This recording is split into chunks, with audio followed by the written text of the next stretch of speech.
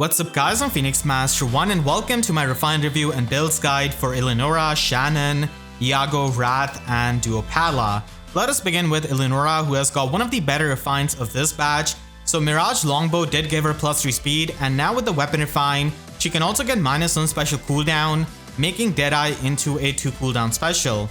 And previously she did have a speed check to get the conditional fire super effect, but now the condition is so much more lenient, which means that she's always going to be having fire super effect active. And this is amazing because we have seen a lot of units that are extremely fast and the speed is going to be going up. And having a speed check would not have been the best thing against some extremely fast tanks, which she can even get the fire super effect against now with this weapon refine. It also gives her +10 attack and speed in the combat, and she gets true damage based on 15% of her speed. And she also gets attack and speed debuff neutralization, which is really good to protect her from those kinds of debuffs, but it also means that she's not going to be having good synergy with the unity skills or grand strategy. And if you got attack speed unity previously in the Hall of Forms, then you'll have to change it now after this weapon refine. And finally, she can neutralize any kind of visible buffs on foes' speed and defense. So she has got Dealt Speed defense built in her weapon, and this is really good because you're not going to be running loud speed defense on her in her slot B because we just have a lot better options nowadays that can pierce through the damage reduction. So having this built in her weapon and also being immune to any kind of speed debuffs is really good as an offensive archer. So overall, this weapon refine is pretty good for Eleonora and allows her to function as an amazing offensive archer that is going to be having much more consistent fire super effect now, and she's also able to use a bunch of other slot B skills and options so that she can be a really annoying unit if you don't really have null counter disrupt on your tank. On a budget, you can simply run Moonbow, which she can trigger on a double attack, and she does lack null follow-up in her weapon, so it is something that you can run in her Sacred Seal or outsource it to her, and then you can run Blade Session. Savage Blow is also a pretty nice budget option, which allows you to chip the enemies, and if you're going to be investing in her with the Divine Codes, then you can try and get attack speed ideal for, which is a lot better than the push skill, and null follow-up could be run in her slot B.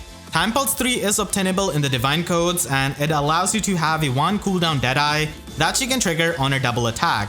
And because she has got a -1 special cooldown weapon, it's a lot better for her to run Deadeye now, and it's also a lot easier for her to trigger it, especially with something like Time Pulse. And if you're going to be investing even more skills into her, then Attune Nino is going to be the best fodder that you can summon because Eleonora appreciates having all of the skills of Attune Nino, including the Attune skill in Fleeting Echo, in case she's facing any kind of null counter disrupt enemy. So you can get all of these skills at the same time, and Flash Barrow is going to be giving you the offenses while also giving you the special charges, which is really helpful because that way you can trigger Deadeye on a double attack. And then Speed Defense Tempo is going to be helping you not care about the guard enemies, and also gives you the damage reduction piercing on the first hit where you're not going to be triggering Deadeye.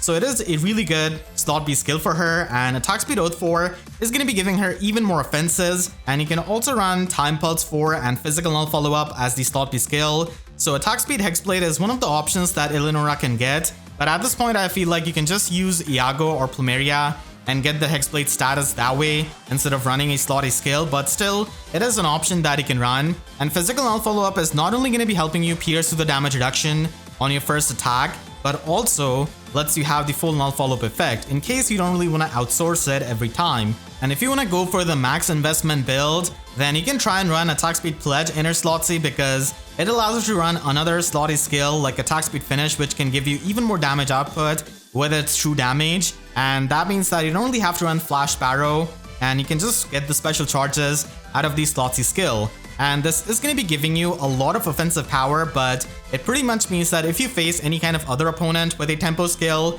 then they're going to be stopping your special charges, while if you run Time Pulse 4, then you're going to be susceptible to the Scowl effect. So you have to kind of pick your poison in a way. And with Tempo 4 in her slot B, we can get the damage reduction piercing when we're not triggering Deadeye, and the Tempo skill has got amazing synergy with the special charges that you can get from the Pledge skill. So you're going to be triggering Deadeye on your double attack, and that also gives you true damage from the Finish skill. So it is something you can do to absolutely go to the max when it comes to offenses.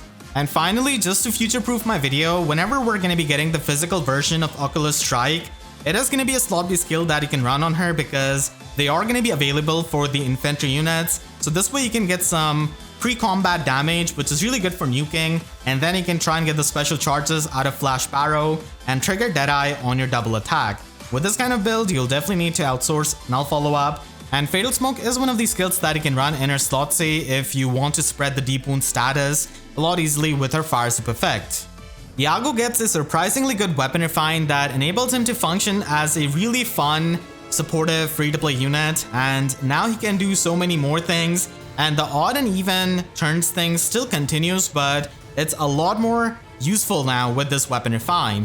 I've tried to summarize this weapon and what it does on odd and even turns. So first of all, he has to meet an HP check, and he must have more HP than the enemy. So this HP check is described differently in both conditions, which is just Iago being a troll, but it is pretty much the same thing. So on the odd turns, he's going to be inflicting -6 attack and speed debuff and the guard status on the opponents that are not close to any other opponents. Basically, they are solo. And he can also give himself and the allies in 2 spaces +6 defense and resistance buff, the follow-up negation status, which you can also get from Aether and Attack Smoke, and Dull Alt status that we've seen before on Veluria's Weapon Refine, which allows you to completely ignore any kind of visible buffs of the opponent. And that is useful because on the odd turns, he's not going to be inflicting panic on the opponent, but still you have got a way of ignoring their visible buffs. On the even turns, he's going to be inflicting -6 defense and resistance debuff and the panic status on the foes that are adjacent to each other. So this is something that most people are going to be familiar with, and then he can give himself and the allies in 2 spaces the +6 attack and speed buff, the player face guaranteed follow-up attack status, which we have seen before with Future Vision 2 of Legendary Lucina and also with Naga's remix. And finally, it also gives the Hexblade status, so he wouldn't have to use his action to give the Hexblade status to himself and his allies, and this is a lot better than something like Plumeria, who would have to use her dance so that she can give the Hexblade status. And keep in mind that Hexblade status can also help you offensively when it comes to the AoE specials. So basically on the odd turns, he's going to be supporting your team defensively by debuffing the opponent's attack, the guard status, and buffing you up with the defense and resistance, and also the Dull Alt status. And on the even turns, he's going to be supporting you offensively by debuffing the opponent's defense and resistance, panicking them, giving you the Hexblade status, and also the offensive buffs. So you can pretty much keep that in mind instead of reading his weapon every single time, because it can catch you off guard if you're not careful. So this makes him as an excellent free-to-play support unit, and even though you can kind of argue that he's not consistent, but still I would say that he is a good support unit. It's just that he gives different things in odd and even turns, which are both really useful, and the fact that he can give 2 visible status from his weapon itself means that he's an amazing support unit to be run with any kind of unit who's trying to get the distant counter or close counter effect out of the prime skill. So he could be used in even competitive game modes like Aether Raids offense, Aether Raids defense, even in Summoner Duels depending on the map. If the enemies start away from each other, then he can simply get the effects on turn 1, and then when they come together he can get the even turns effect. So it can be helpful in several game modes. This is that it is going to be a bit annoying against many of the inflated HP enemies that we face in the abyssal maps and stuff like that. So there it is going to be a bit annoying, but still he's an amazing and unique support unit with how he can function on the odd turns and even turns. And basically he's going to be a support unit, so you're going to be stacking up HP on him, and his resistance is not the lowest, so it can actually be used to run even more supportive skills by stacking it up at max investment. Iago is mainly a supportive unit, so he can even be used at Unmerge, and he's going to be giving you that value by HP stacking. So you can run the Squad A Sacred Seal that can boost up his attack, HP, and resistance. And even Pulse tie is something that he can run because he's stacking up HP. We have been given even Pulse tie for free in the limited ephemera manuals with Halloween Kurth Naga, and it is also available in Divine Codes. And his slot C has got a lot of options that he can run to give more support. But if you're going to be spending some more resources on him for the support, then you can try and run the Ploy skill and the Sabotage skill. So like I said before, his resistance is workable, and R-Dual Infantry 4 is something that you can run because it can give you the extra visible resistance and also the HP for his weapon. So instead of running Still Water, you can run this and stack up both of his stats that give you support. And by running the Ploy skill, you're also going to be disabling the grand strategy of the enemies, which is going to be really helpful with the debuffs that he can do with his weapon. And Sabotage is going to be another status that he can inflict on them, So it is another way of supporting your allies by stacking up both HP and resistance. But if you just want to stack up HP, then Infantry Pulse 4 is also an option, and you can get Special Spiral 4 at the same time from Ascended Zed. So this way you can pierce through the damage reduction, and Fire Flood Boost 3 is going to be the best HP boosting skill that you can run on him because it also has the guard effect. So on the event turns when the enemy is not affected by the guard status, the guard effect that you get from this skill is actually useful to Iago, and Glimmer can be the special of choice. His Weapon Refine is certainly useful in Aether Raids offense, so he could be run there and he can stack up even more support by running Infantry Null Follow-Up to give another status effect to an infantry ally for their prime skills activation. And now you can also run the Ruse 4 skills, which are going to be disabling the Brattle Catcher teams and their triangle attack status. So it's a really good skill to be run on a supportive unit like Iago, especially in Aether Raids offense. And then we can also use him in Aether Raids defense. I think that he's a lot better in Aether Raids offense, but he can be annoying on the high threat range teams that use Cavaliers and Flyers with Ledgering Hinoka. And he can be run with Odd Pulse ties so that he can trigger it on turn 1 and just get rid of some unit special. And he can also run Ploy in his slot C so that he can disable Grand Strategy and Bonus Doubler status effects. So it could be really helpful for a high threat range offensive team to have Iago just annoy the enemies with his weapon. He's not some insane Aether Raids defense unit, but now he is a lot more threatening and a unit that you'll have to respect and play around. And finally, if you're going to be using him in Arena with R-Dual Infantry 4, then you could use an expensive special like Flare so that he can trigger it and heal up HP, and he can just stack up the HP so that he can run Infantry Pulse as well in his slot stage to provide the support. And if you are trying to use him more in the combat, then you can get the attack resistance tempo 4 so that he can get the full tempo effect, which is really good with the guard status that he can inflict on the opponents. And the best thing about Iago in Arena is that even though you're going to be facing some kind of lone opponent that are left for the last fight, he can still inflict them with the debuffs and the guard effect with his weapon on the odd turns, so that can still help your bonus unit pick up the kill. Shannan gets a decent refine to his Balmung, which does give him +3 speed. It doesn't really have -1 special cooldown like a lot of sword infantry units, so he cannot really loop godlike reflexes all that easily, and he cannot really have pre-charged special like Vital Astra with Time Pulse 4 and then constantly loop it, so he will be needing more support. And he does have the debuff neutralization to all of his stats, which is still really useful because we do have threats like Dua Sanaki, so this effect can definitely come in handy. And now with the refine, he can get +9 to all of his stats in the combat, and he also gets the full tempo effect, which means that he's able to ignore any kind of guard skill of the enemies, and he can also ignore any kind of special acceleration skills of the opponents, which can help him against many of the nukes that may have some kind of special charges that they can use to trigger a special on their brave attack or something like that. And then he can get even more stats in the combat depending on 15% of his visible speed. So there's no cap to this, but obviously he's not like an insanely fast unit, and at a point it just stops being useful when you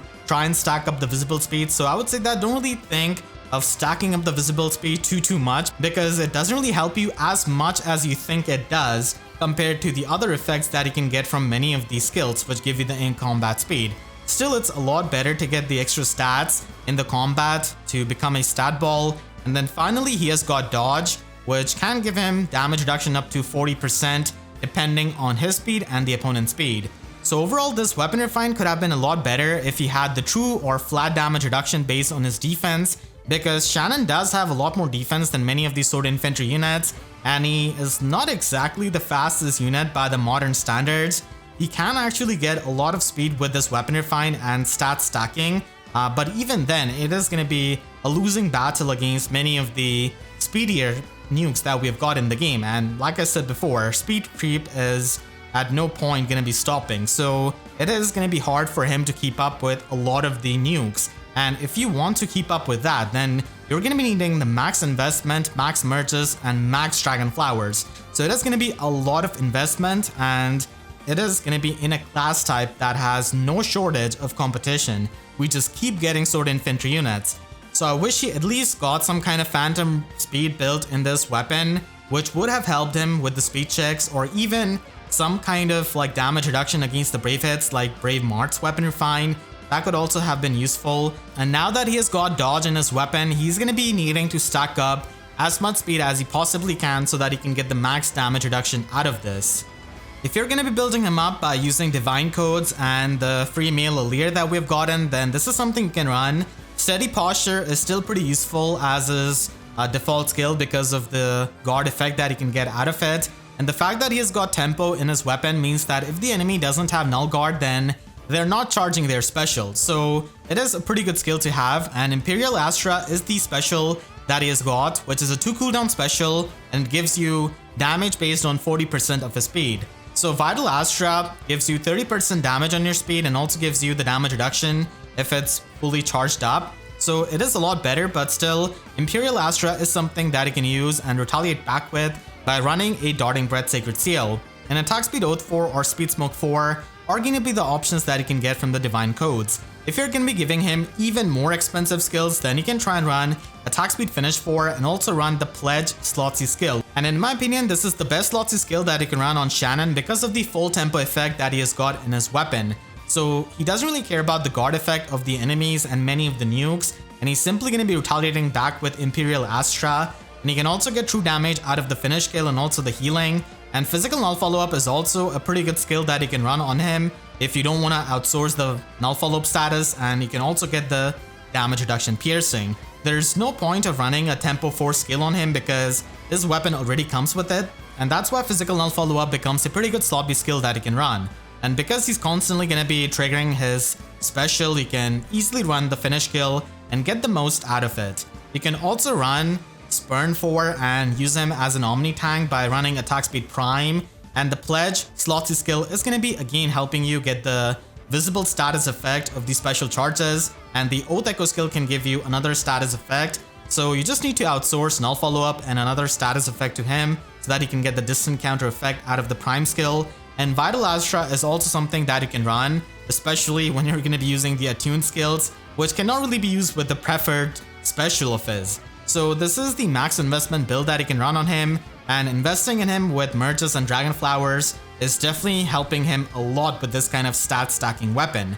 Finally, if you want to use him in Aether Raids offense as an Omni tank, then I would suggest that you run Gambit instead of running any kind of speed-based damage reduction, because speed creep has gotten so crazy nowadays that you're going to be facing some kind of nuke that has got more than 110 speed. So the damage reduction based on the speed is not going to be always there at its max potential, whereas Gambit is going to be giving you 50% damage reduction with Aether or Miracle and also gives you 15 true damage. So it is something that you can use with Shannan because he doesn't have -1 special cooldown, so in a way he can get the max out of Gambit 4, and then you can run him with Prime skill, and he can certainly be used to Omni tank in Aether Raids offense at this kind of high investment because he has got the debuff neutralization in his weapon. So if you're facing someone like Duo Sanaki or Yune, then you can simply yeet him like 3 spaces away from his allies and make sure that they don't get anything out of the debuffs, because Shannan has got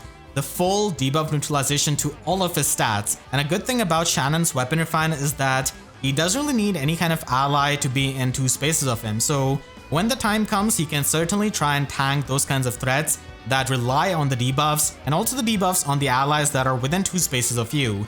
Unfortunately, all of the damage reduction that he has got is completely pierceable because he cannot really run and loop godlike reflexes that easily compared to a lot of the other sword infantry units, so it is a bit limiting, but still, like I said, because of the debuff neutralization, he can function as an Omni tank. And if you are really trying to tank some kind of special, then I guess you can try and use the Drive Scowl of Veil, and even without it, you can still try and provide him support with Aether by running the Ruse 4 skill and disabling the Brattle Catcher teams and their triangle attack status. And Plumeria can also provide you with the status effects and also the extra attack and resistance. Duo Palla gets a pretty nice weapon refine, and White Down Spear did give her +3 attack and also the guaranteed follow-up attack. And now with the weapon refine, she can inflict -4 attack speed and defense debuff on the foe in the combat, and the conditions for her brave attacks has become a lot better. In fact, they have become so good that they can give her the dual phase brave effect and special charge +1 on both her attacks and enemies' attacks if the number of flying allies in 3 spaces of her are 2 or more. And if there's 1 or more flying ally in 3 spaces, then she can get the Neo Trace effect. So it's really amazing that she can now function in the enemy phase with the brave attacks and make use of her bulk, and she doesn't really have to run any kind of Neo Trace skill to get the Kanto remaining movement, which is a lot better and opens up new options. And the flexibility of 3 spaces is really good. She can also get +4 to all of her stats in the combat, and then finally, she also gets true damage based on 15% of her attack.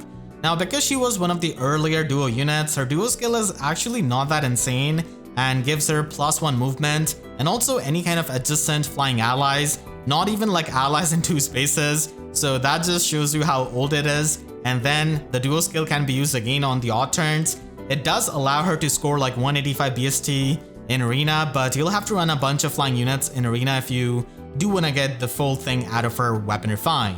Overall, Duo Palla with this Weapon Refine can function like the premium version of Summer Meal Shez, because both of these units have got dual phase brave weapons with Neo Trace built in, and also they've got the true damage. But Duo Palla does get the special charges, which is actually something that Summer Meal Shez doesn't get. And she also has got the duo skill, which can be helpful in something like Summoner Duels for just stalling the opponents and for the action economy. And because of these special charges, she can Gale Force a lot better. But Meal Shez doesn't really have to meet any kind of conditions to get these effects. He can function in any kind of team. For Palla, you'll be needing the flying allies in 3 spaces and the team building so that he can trigger the effects which make her actually good. And that is the competition that she has to face from a free-to-play unit who is also a dual phase brave weapon user and is a lot easily mergeable compared to a 5-star locked season like her. If you're going to be running Duo Palla on a budget, then you can simply run Hit and Run because she has got the Neo Trace built in her weapon. So this way she can retreat a lot better, and she can also get the extra movement from her duo skill. So it makes for a pretty nice budget skill that you can run, and Moonbow could also be run so that she can trigger it on her double because of the special charges and the brave effect that she can get out of her weapon. But if you're going to be going even further for investing in her, then you can try and run her with Gambit because she has got a weapon with no minus on special cooldown, so she can get 50% damage reduction by running Aether or Miracle and also get 15 true damage per hit, which is amazing on a dual phase brave weapon user like her. And she already gets the true damage from her weapon, so getting even more true damage is always good. And even at +1 merge, she's going to be able to function pretty well with this kind of refine. And then for her slaughter, you can try and run attack defense clash that can give you stats in both phases, and it also synergizes well with the extra movement. Now, because she does depend on the flying allies, Soaring Guidance becomes an excellent slotsy skill that you can run to support those allies, and it is really amazing on a flying team. You can also run the Oath Echo skill if you want to get the teleportation on herself. This also helps you position better as a melee frontliner, and if you want to go all out for the player phase, then you can try and run Flared Sparrow or any kind of flared slotted skill so that it can get the pre-combat damage. But still, I would say that Flared Sparrow is helpful with this kind of player phase build because the guaranteed follow-up attack in her Weapon Refine can become like a pseudo half-null follow-up. And then you can run aerial maneuvers to get the 2-space teleportation with her weapon. And now that the conditions are a lot more flexible with the 3 spaces in her Refine, it's definitely something you can do. And because of the special charges that you can get, Gale Force is something that you can run, and you'll need to attack the enemy 3 times to fully charge it up. And if you want to trigger it in 2 hits, then you can run Quick Pulse or just give her some kind of special cooldown support. Because Duo Palla is a flyer, and the fact that she can run Gambit to get the damage reduction and be bulky means that she could be used as a frontliner in Summoner Duels. And this can be helpful in Summoner Duels if you're trying to make another flying team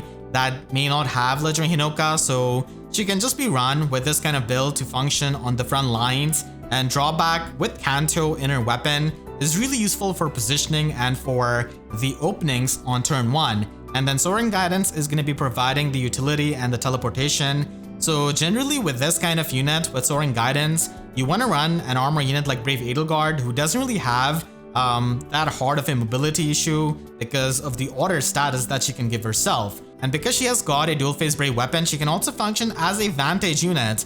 She can also trigger Moonbow or Ruptured Sky on her brave hit because of the special charges in her weapon, which is really good, and this does allow you to kill a lot more things. And if you want to pierce with the damage reduction, then Legendary Female Allir is the support unit that you'll have to run.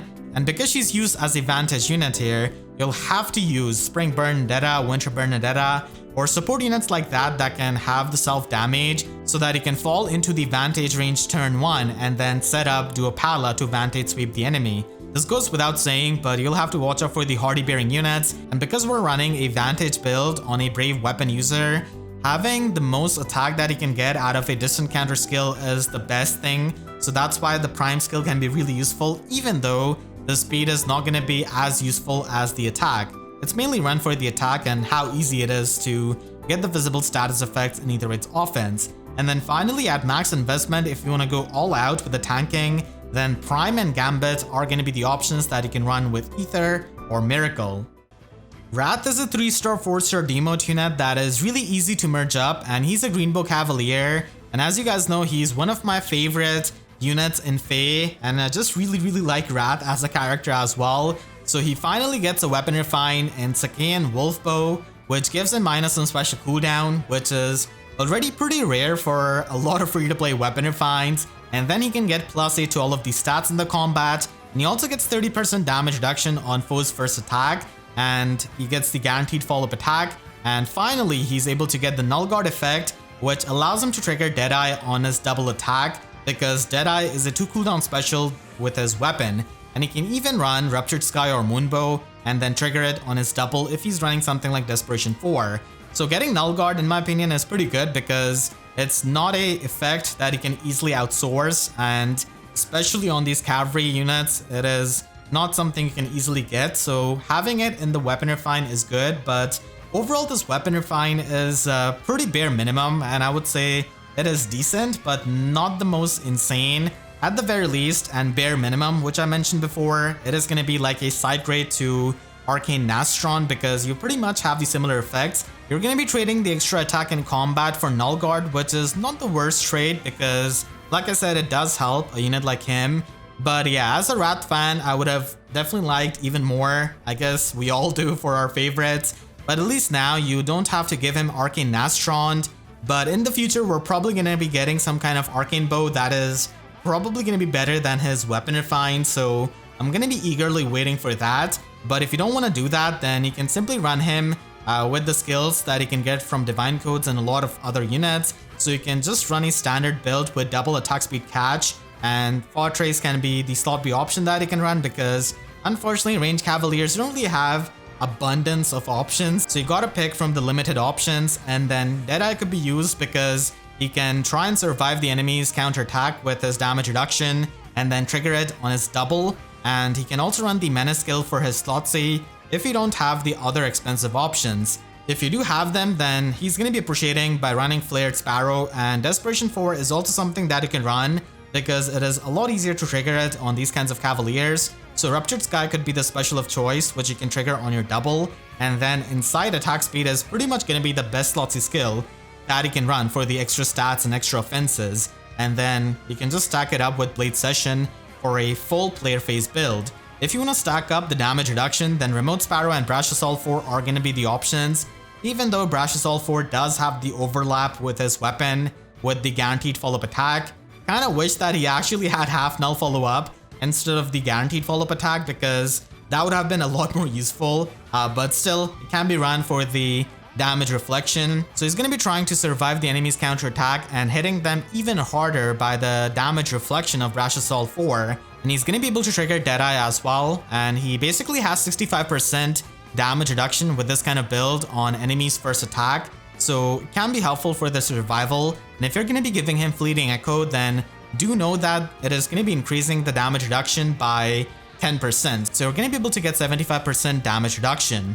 If damage reduction is not the route you want to take, then you can simply go with the route of pre-combat damage, which is going to be expensive with the physical version of Oculus Strike whenever it comes out, and also Flared Sparrow in the slot A.